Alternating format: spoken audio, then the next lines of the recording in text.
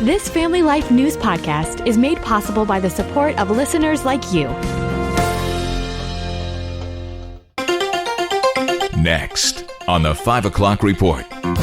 I don't think if I'm running Disney that this is something that the Trump administration is going to look favorably upon. The blood of the martyrs is the seed of the church. People are now turning to faith, I think, more and more to find that answer. I mean, it was an altar call. At some point, they were like, stand up if you want to give your life to Christ. And people were standing up. Now, let's go to the newsroom.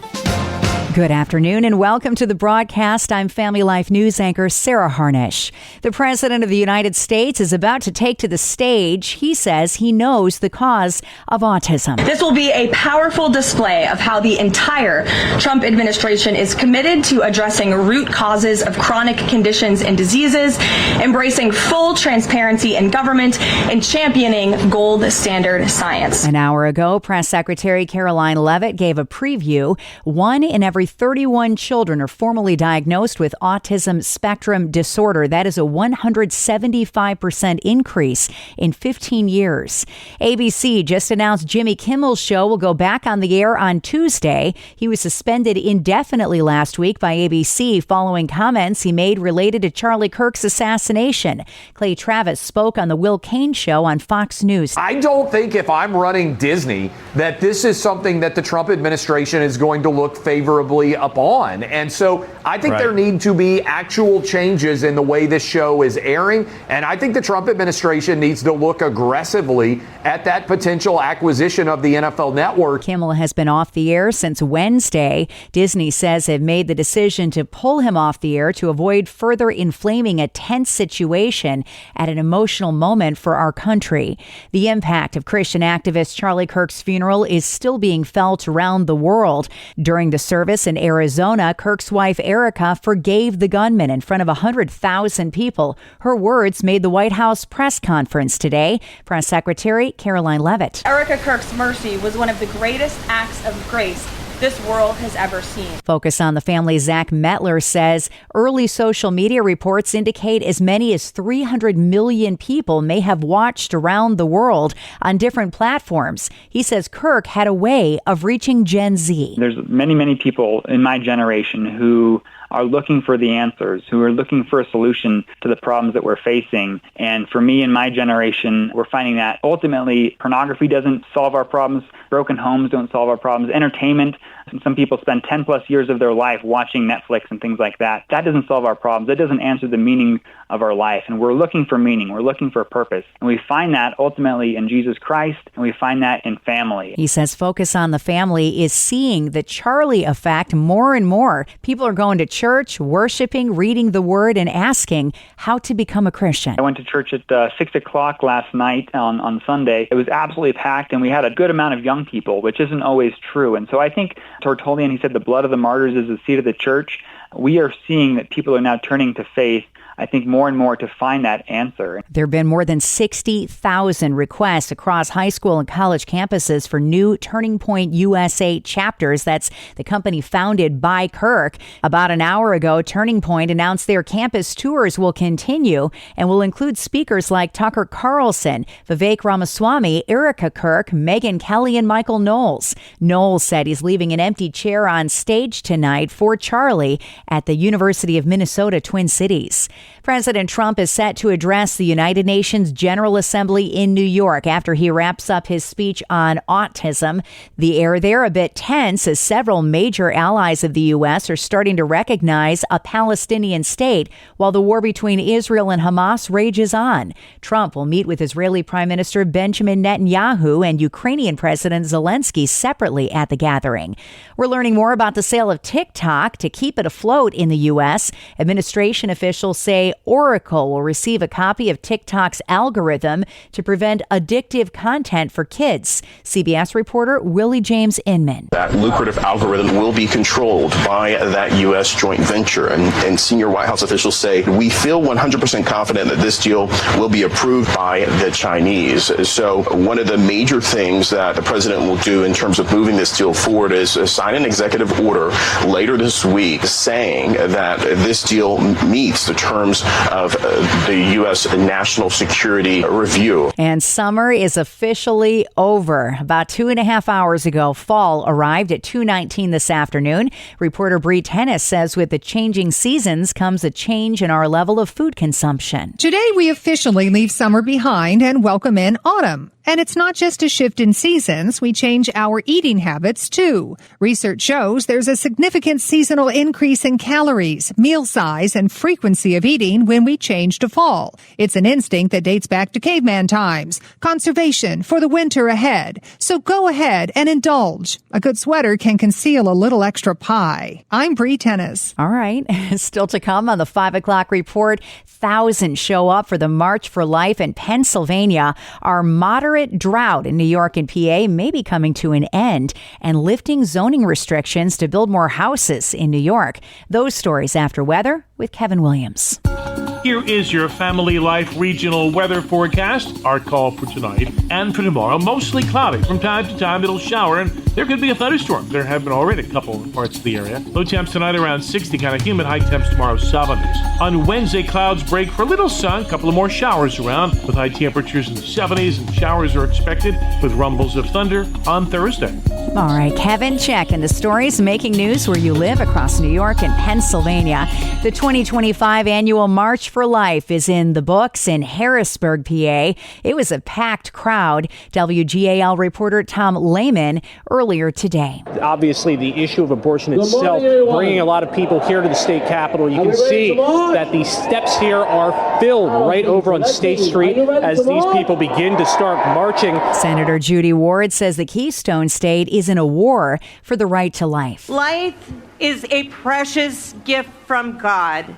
And I think we've seen that in our news the past week. And we have to do all that we can do to protect life. That's why we march. That's why today matters. Our own Bob Price sat down with PA Families' Michael Gear. Why is it so important for people to be there today? I'm told that 75 buses came from all over the state, which is just an amazing thing, the growth that we've seen over the years. And that's a personal decision that everybody's making. They could stay at home. They could ignore this issue. But more and more people are realizing that life is precious and that we need to be vocal and to have the courage to stand up for life. And so we're really excited. It's just been absolutely amazing. And also amazing every year is how much joy there is in the audience, because there's no joy in abortion, but there is joy in the sanctity and celebration of life. Yeah, I know one of the things you've told me before that most excites you is the number of young people who make this trip to the Capitol every year. Talk about that, if you would. Well, we love seeing the young people coming from all over the state. They understand the import of this issue and the need for them to be more vocal. Yeah. You know, as we think about even the memorial service that took place this past weekend with Charlie Kirk just yesterday, Charlie said that courage is really just saying yes to what God's calling you to do. And that's what these people who are here today have done. Organizers were encouraging people to vote a trio of pro-choice justices off the state Supreme Court this November. Abortion is legal to the 6-month mark in Pennsylvania. For the first time in a while, New York is set to have some decent rain the next 3 days. It's a big deal because the website U.S. Drought Monitor has just about all of western New York in a moderate drought, along with 18 counties in a moderate drought in western Pennsylvania. Rain is in the forecast today, Tuesday, Wednesday, and Thursday. New York Governor Kathy Hochul has announced a new program called Move In New York to combat the state housing crisis by using manufactured homes to increase supply. The program allows up to 15 towns to build 10 homes on each piece of land with no zoning restrictions. The homes would go to buyers who meet income cutoffs. Pennsylvania Auditor General Stacey Garrity has officially received the GOP's blessing in her bid to become the state's first female governor next year. It almost brought me to tears. So I felt so humbled and honored to have rural Pennsylvania be behind me. Garrity, a native of Athens, PA, received the support of the Pennsylvania Republican Party over the weekend. Next at 5, to the schools. It is Issues in Education with Dr. Ralph Kerr. Let's listen in. Reading and math scores for high school seniors are pretty bad. Math scores are the lowest they've been since 2005, and reading scores are the lowest they've been in over 30 years, Ralph. So a lot of folks are saying this is a consequence of COVID when we closed our schools down and went to remote learning. Would you say that's chiefly to blame for these bad test scores? Well, that's certainly part of what happened. It was a factor for sure.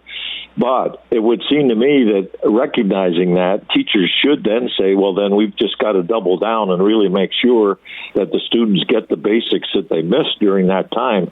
And unfortunately, in many situations, not all, but in many, they're still dealing with the issues of diversity and equity and inclusion and seeing how that fits in along with transgender students and how do we deal with them instead of focusing on the reading, writing, and arithmetic. And I think these scores, they're really atrocious. There's no way to sugarcoat that at all, Bob. Yeah. And I would just encourage teachers to get on the stick with that and make sure that they're teaching the fundamentals, or we're going to be in for a generation that are going to go back and say, well, that's all because of COVID, but other people have to take responsibility for the downturns as well. Yeah. While we're being Debbie Downers, let me throw another stat at you. 35% of parents are satisfied with the quality of education in K through 12. 35%. This is a Gallup poll, and that's the lowest level of satisfaction in the 25-year history of the poll.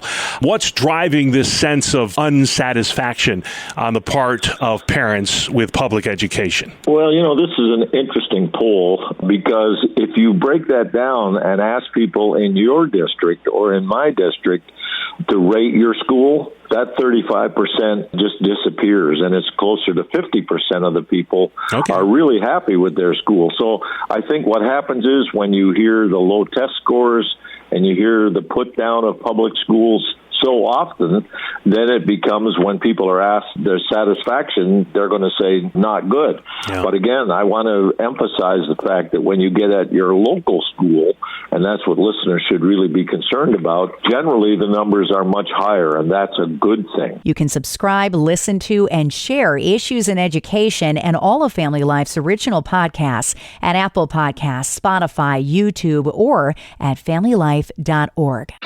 There is an antidote to financial worry. Hi, I'm Rob West with the Faith and Finance Minute. A recent Bankrate survey reveals that more Americans are experiencing financial anxiety, and it's taking a toll on their mental health.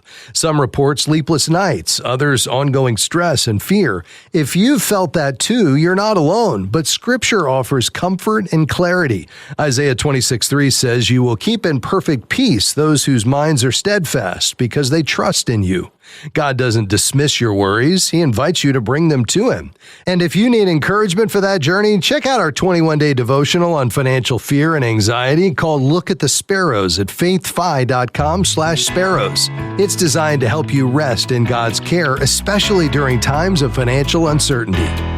We can help you learn to manage your money according to biblical principles when you download the free FaithFi app. You'll find it on our website at faithfi.com. Coming up on the 5 o'clock report, talk show host Glenn Beck speaks about the impact of Charlie Kirk's funeral service around the world today. That story after one last look at weather. I'm Kevin Williams, and here is your Family Life regional weather forecast. Well, it's autumn, and an unsettled pattern is going to be the result of a new weather regime that'll generate showers over the next few days. Hit and miss. There'll be frequent rain-free periods, but some beneficial moisture is ahead as we progress through the next couple of days and nights. Our call for tonight and for tomorrow, mostly cloudy. From time to time, it'll shower, and there could be a thunderstorm. There have been already a couple in parts of the area. Low temps tonight around 60, kind of humid. High temps tomorrow, 70s. On Wednesday, clouds break for a little sun, a couple of more showers around with high temperatures in the 70s, and showers are expected with rumbles of thunder on Thursday. Thank you, Kevin. Finally, at 5, Christian activist Charlie Kirk's memorial service is still sitting in people's hearts. Conservative talk show host Glenn Beck spoke about his experience attending it on his show today. Now, they filled another stadium of, I think, 20,000 people right around the corner. So there were 2 stadiums that were going on. But there had to be at least 100,000 people that did not get into either one of those stadiums. Wow. And there were 100 million streams yesterday. This thing was viewed all over the world. I think it is the greatest revival moment of my lifetime. He says the service was used to worship, to model forgiveness, and to lead people to Jesus Christ. I sat next to a guy, I didn't even know who he was. I don't even know if he knew who I was. We were just talking. We were just two people just experiencing this. I said, feel the Spirit here? Boy, this is strong, isn't it? And he said, oh my gosh, I've never felt anything like this. This was something that you didn't really know what to expect. I think everybody expected it to be somewhat spiritual, but it was an altar call. At some point, they were like, stand up if you want to give your life to Christ. And people were standing up. Focus on the Family, Zachary Mettler. I think of Joseph in Genesis after his brothers sold him into slavery, and later he was able to tell them, as for you, you meant evil against me, but God meant it for good, that many people should be kept alive as they are today. That principle that God can bring good out of evil, we're seeing that now. I think that's happening here. There are so many people who have seen this assassination and are now going to church for the first time. We'll have a full interview with Zach for our Faith Under Fire podcast on Thursday. And that's the world that we live in for Monday, the 22nd of September. I'm Sarah Harnish, and this is the 5 o'clock report on Family Life. Thank you for listening to this Family Life News podcast. If you've been encouraged by what you've heard, please share it with others and click the subscribe button to automatically receive future episodes. Family Life is a listener-supported ministry. Podcasts like this are made possible by your financial partnership. Find out more at familylife.org.